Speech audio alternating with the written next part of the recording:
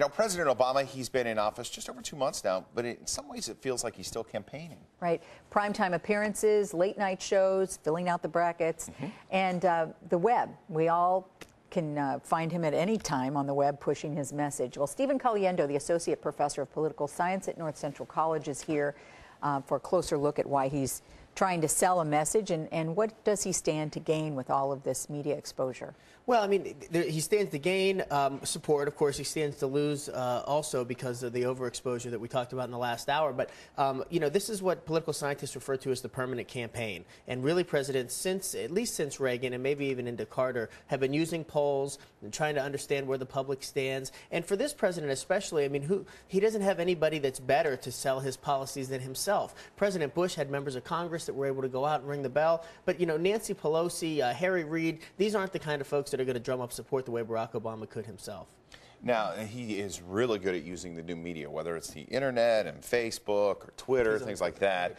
You know what? Is this still a good way to reach people?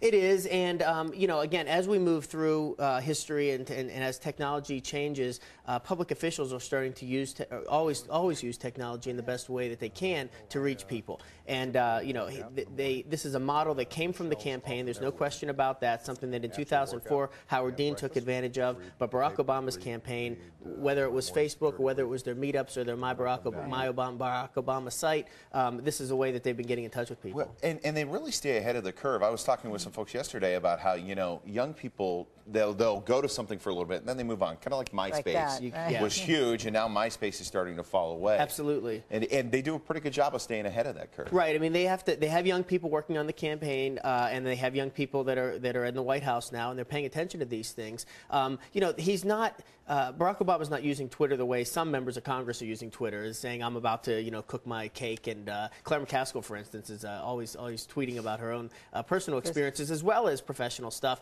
Barack Obama's and Joe Biden's, they're coming sort of from staffers, and they're all very official. And so that's not quite as exciting, but I think that you'll see some transformation.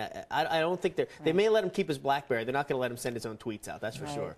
Yep, they have to constantly monitor the newest stuff. Absolutely, absolutely. And if you'd like to read Stephen's blog, head to our website, cbs2chicago.com. Just click on politics. Thank you, Stephen. Have a great day.